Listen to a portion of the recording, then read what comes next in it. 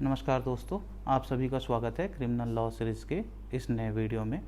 अभी हमने जो पिछली वीडियो बनाई थी उसमें हमने ये बात की थी कि एफआईआर क्या होता है, एफआईआर कैसे दर्ज करवाई जाती है, एफआईआर के कंटेंट्स क्या होने चाहिए और यदि पुलिस एफआईआर दर्ज न करे तो हमारे पास क्या रेमेडी है। उसकी अगली वीडियो में हमने ये देखा था कि पुलिस कैसे इन्वेस्टिगेट करती है। आज हम देखेंगे कि पुलिस की इन्वेस्टिगेशन जब कंप्लीट होती है तो पुलिस एक रिपोर्ट कोर्ट में फाइल करती है जिसको फाइनल रिपोर्ट या चार्जशीट कहते हैं। अब ये चार्जशीट क्या होता है, इसका प्रारूप कैसा होता है, ये आज हम देखेंगे। सबसे पहले हम ये जान लें कि पुलिस की जब जांच खत्म होती है तो उसके बाद पुलिस अपना अंतिम रिपोर्ट अंतर्गत धारा 173 सीआरपीसी कोर्ट के समक्ष प्रस्तुत करती है। अब इस चार्जशीट में क्या क्या होता है मैं एक एक करके आपको बताऊंगा। इस चार्जशीट में सबसे पहले ऊपर एक फॉर्मेट होता है जिसके ऊपर कोर्ट का नाम लिखा रहता है, एफआईआर के नंबर लिखा रहता है, उसके बाद से चार्जशीट नंबर लिखा रहता है, उसके नीचे किन किन अपराध में किन किन आरोपों में ये चार्जशीट पेश किया जा रहा है उसके सेक्शंस के लिखे रहते हैं। उसके नीचे इन्फॉर्मेंट और कंप्लेनेंट का नाम होता है, उसके और इन्वेस्टिगेटिंग ऑफिसर का नाम होता है। उसके बाद एक ब्रीफ होती है जिसमें इस केस के बारे में सारे फैक्ट्स और इन्वेस्टिगेशन ऑफिसर ये बताता है कि मैंने इन फैक्ट्स की जांच किन किन कैसे कैसे की, मैंने इस जांच के दौरान क्या क्या पाया। अब एग्जांपल के तौर पे ले सकते हैं कि इन्वेस्टिगेटिंग ऑफिसर उसमें ये बताता है कि मुझे ये जांच का जिम्मा सौंपा गया, उसके बाद मैं मौके पर गया, मैंने मौके का नक्शा बनाया, साइट प्लान बनाया, उसमें मैंने 2 लोगों के हस्ताक्षर करवाएं जो वहाँ पे मौजूद थे, उनको नक्शा मौका का गवाह बनाया। तो एक तो ये नक्शा मौका हो गया चार्जशीट का पार्ट। दूसरा, उन्होंने नक्शा मौका के जो 2 गवाह थे वो हो गए विटनेस के लिस्ट में। फिर उसके बाद ये बताएंगे कि मैंने मौके से ये चीज़ बरामद की, तो एक सीजर का मेमो बनेगा, उस पर जो विटनेस हो गए उनके विटनेस होंगे, वो विटनेस के लिस्ट में जाएंगे और ये सीजर जो होगा ये डॉक्यूमेंट चार्जशीट का पार्ट हो जाएगा, ये दस्तावेजों का पार्ट हो जाएगा। फिर उस सीज्ड की हुई चीज़ को वो एफएसएल जांच के लिए भेजेंगे। अब एफएसएल जांच की जो रिपोर्ट आएगी वो दस्तावेजों का पार्ट हो जाएगा और एफएसएल जांच करने वाला एक्सपर्ट हमारा विटनेस हो जाएगा। इसी तरीके से हम जब आगे बढ़ते हैं, फिर हमने एक्यूज्ड के अरेस्ट का प्रयास किया, एक्यूज्ड को हमने अरेस्ट किया। अब अरेस्ट करेंगे तो जैसे मैं बता चुका हूँ कि अरेस्ट के लिए सीजर मेमो बनाते हैं और सीजर मेमो पे भी हम विटनेस बनाते हैं। तो जिसको हमने विटनेस बनाया वो तो चला गया गवाहों की सूची में, और जो सीजर मेमो बनाया ये डॉक्यूमेंट्स के जिस्ट में हमारे चार्जशीट का पार्ट हो जाता है। उसके बाद वो बताएंगे कि इसके बाद मैंने वहाँ पे ये लोग थे जिनके मैंने बयान लिए, कोई उसमें आई विटनेस हो सकता है, कोई उसमें दूसरा सर्कमस्टेंशियल एविडेंस का विटनेस हो सकता है, तो उन सब विटनेसेस की लिस्ट बनाते हैं। बेसिकली वो जो ब्रीफ फैक्ट्स बताते हैं कि वो ये बताते हैं कि मैंने इस घटना की जांच शुरू की और मैंने अमुक अमुक लोगों से पूछताछ की, मैंने अमुक अमुक चीज़ें जब्त की, मैं यहाँ गया, मैंने इन चीज़ों के पैकेट्स बना के एफएसएल में भेजे, उसकी जाँच रिपोर्ट ली, और ये सारी बातें लिखने के बाद वो अपना निष्कर्ष बताते हैं कि ये पूरी जांच के बाद मैं इस निष्कर्ष पे पहुंचा हूँ कि अमुक अमुक व्यक्ति के खिलाफ ये धाराओं में अपराध प्रमाणित मैंने पाया है, इसलिए मैं ये चार्जशीट देता हूँ आपको कि इस पर अभियोजन चलाया जाए। ये होता है पूरा का पूरा चार्जशीट। अब इसके बाद वो ब्रीफ लगाने के बाद ये लगाते हैं कि एक्यूज्ड के डिटेल्स, एक्यूज्ड का नाम, उसके पिताजी का नाम, उसका हुलिया और वो सारी चीज़ें जो उसके बारे में वो सारी जानकारी जो उसके बारे में उपलब्ध होती है। ज़्यादा डिटेल में नहीं लिखते हैं, बस उसका नाम, उसके पिताजी का नाम, उसका हुलिया और उसके रहने का निवास का स्थान। इसके बाद वो लगाते हैं list of witnesses. List of witnesses में कई तरह के विटनेस हो सकते हैं। नक्शे मौका का विटनेस हो सकता है, एक्सपर्ट विटनेस हो सकता है, जो लोग बयान देते हैं वो हो सकते हैं, सर्कमस्टेंशियल एविडेंस के जो विटनेस होते हैं वो होते हैं, एक्सपर्ट विटनेसेस हो सकते हैं। सबसे अंत में विटनेस होता है वो अधिकारी जो इस पूरे मामले की जांच करता है, और सबसे उसके बाद वो अधिकारी, वो थाना अधिकारी जो इस चार्जशीट को मजिस्ट्रेट के समक्ष प्रस्तुत करता है। इसके बाद लिस्ट ऑफ विटनेसेस के बाद ये डॉक्यूमेंट्स लगाते हैं।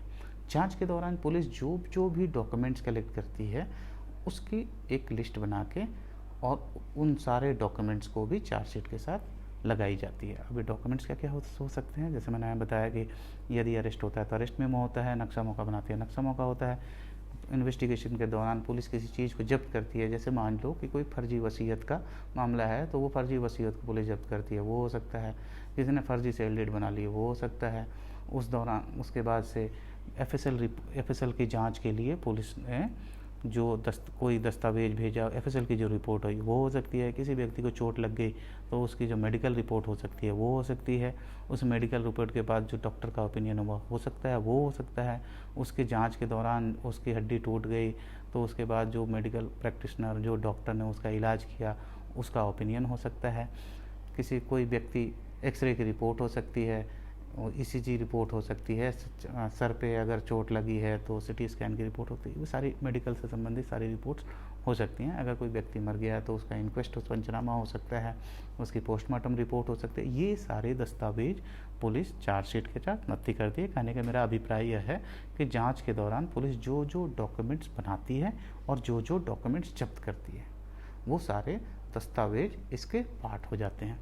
और उसके बाद लास्ट में पुलिस क्या करती है, लास्ट में पुलिस जो जो आर्टिकल्स जब्त करती है वो भी इस चार्जशीट के साथ उनके जो सीजर्स होते हैं वो लगाती है। और उस आर्टिकल्स के मान लो कोई बंदूक है या फिर कोई हथियार है जिससे वार हुआ है तो उसके जो सीजर्स के जो मेमो होते हैं वो सारी रिपोर्ट चार्जशीट के साथ पुलिस नत्थी करके कोर्ट के समक्ष प्रस्तुत करती है। अब ये चार्जशीट जब प्रस्तुत पुलिस कर देती है उसके बाद से ट्रायल शुरू होनी है। लेकिन अब इसमें एक समस्या है। कानून ये कहता है कि पुलिस के पास जब एफआईआर दर्ज हो गई तो अच्छा, चार्जशीट में एक चीज़ मैं और बता दूं, आपको भूल गया। चार्जशीट में अगर पुलिस किसी व्यक्ति को अरेस्ट करती है तो वो बताएगी कि मैंने इस व्यक्ति को अरेस्ट किया है। अगर ये मैं बता चुका हूँ, उसके बाद अगर वो व्यक्ति बेल पे छूट जाता है तो उसके बेल पे छूट जाते हैं तो उसके बेल के ऑर्डर्स भी चार्जशीट के साथ पुलिस नत्थी करती है। या फिर ये बताती है कि ये व्यक्ति इतने तारीख को मैंने अरेस्ट किया था और आज भी जुडिशियल कस्टडी में है। अब पुलिस को अपनी जांच को तय समय में जल्दी से जल्दी ख़त्म करना है। इसके लिए प्रिस्क्राइब टाइम लिमिट्स जो ये है कि पुलिस जब किसी व्यक्ति को अरेस्ट करती है तो उसके खिलाफ जाँच कर अंतिम रिपोर्ट पुलिस को 60 दिन के अंदर या 90 दिन के अंदर अलग अलग अपराधों में कोर्ट के समक्ष प्रस्तुत करना होता है। अब किसी कारण से पुलिस अगर ये रिपोर्ट, ये चार्जशीट 60 दिन के अंदर या 90 दिन के अंदर नहीं प्रस्तुत कर पाती है तो क्या है।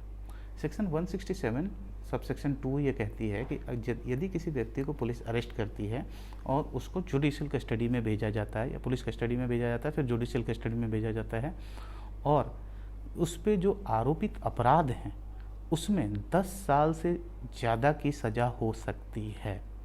मतलब 10 साल से ज़्यादा की सज़ा क्या हो सकती है, 10 साल से ज़्यादा की सज़ा या उम्र कैद या मृत्युदंड। अगर वो आरोपित अपराध इस प्रकृति का है, इन सेक्शंस में दर्ज किया गया है, तो पुलिस की ये बाध्यता है कि पुलिस को अपनी चार्जशीट 90 दिन के अंदर कोर्ट में प्रस्तुत करना होगा। यदि पुलिस 90 दिन के अंदर ये चार्जशीट कोर्ट में प्रस्तुत नहीं करती है तो उस व्यक्ति को डिफ़ॉल्ट बेल मिल जाएगी और उसको छोड़ दिया जाएगा, उससे बेल पे उसको छोड़ दिया जाएगा जेल से। तो पुलिस पे ये एक तरह का प्रिस्क्राइब टाइम है कि अगर गंभीर अपराध है जिसमें 10 साल उम्र कैद या मृत्युदंड से दंडनीय कोई अपराध है तो पुलिस को ये बाध्यता है, ये पुलिस के लिए प्रिस्क्राइब्ड है कि उसे 90 दिन के अंदर अपना अंतिम रिपोर्ट प्रस्तुत करना है। दूसरा क्या है, यदि इन तीनों अपराध के अलावा मतलब 10 साल से कम की सज़ा हो, ऐसी स्थिति में पुलिस को अपना चालान चार्जशीट 60 दिन के अंदर प्रस्तुत करना होता है। अगर पुलिस 60 दिन के अंदर प्रस्तुत नहीं करती तो फिर वही उस व्यक्ति को बाय डिफ़ॉल्ट बेल मिल जाएगा। ये प्रोविजन है 167 सबसेक्शन 2 में। अब मैं आपको ये बता देता हूँ कि पुलिस जब इन्वेस्टिगेट करती है तो कई बार तो जब जैसे चालान मैंने बताया कि पुलिस अगर अपराध प्रमाणित पाती है तो पुलिस तो चार्जशीट सबमिट करती है, जिसको हम लोग कहते हैं चालान या चार्जशीट। यदि पुलिस अपराध प्रमाणित नहीं पाती है तो पुलिस इसी तरह का एक रिपोर्ट बनाती है और उसमें वो अपने इन्वेस्टिगेशंस के दौरान उन्होंने जो जो चीज़ें, जो जो लोगों की गवाहियाँ ली हैं, जिन जिन चीज़ों से मिले हैं, जो जो डॉक्यूमेंट जब्त किए हैं, और वो सारी चीज़ें पुलिस जैसे जैसे चार्जशीट बनाती है वैसे ही बनाती है। परंतु उसमें पुलिस ये लिखती है कि हमारे जांच के दौरान इन धाराओं में अपराध प्रमाणित नहीं पाया गया, या फिर अपराध, ये इन धाराओं में अपराध प्रमाणित नहीं पाया गया, मामला जो है वो क्रिमिनल नेचर का नहीं है, सिविल नेचर का है, या कोई लॉ की भूल है, कोई कानूनन भूल है, या फिर गलत फहमी में ये रिपोर्ट लिखवाई गई है। इस तरह का पुलिस का वो फाइनल रिपोर्ट भी आता है, जिसको हम लोग नेगेटिव फाइनल रिपोर्ट कहते हैं बोलचाल की भाषा में, या एफआर कहते हैं। एफआर दोनों ही हैं, लेकिन एक में क्या होता है कि पुलिस अपराधियों के खिलाफ अपराध प्रमाणित पाती है और पुलिस अपनी इन्वेस्टिगेशन के दौरान लोगों के बयान, उसके बाद से दस्तावेज और जो भी आर्टिकल्स जब्त करती है उसको मुलजिम के खिलाफ एज ए एविडेंस कोर्ट में प्रस्तुत करती है, जिसका अप्रिसिएशन ट्रायल के दौरान होता है। तो ये एक थोड़ी सी जानकारी है आपको चार्जशीट के बारे में। और इसके बाद चार्जशीट जैसे ही कोर्ट में प्रस्तुत होता है, उसके बाद से कोर्ट में ट्रायल की प्रक्रिया, विचारण की प्रक्रिया शुरू होती है।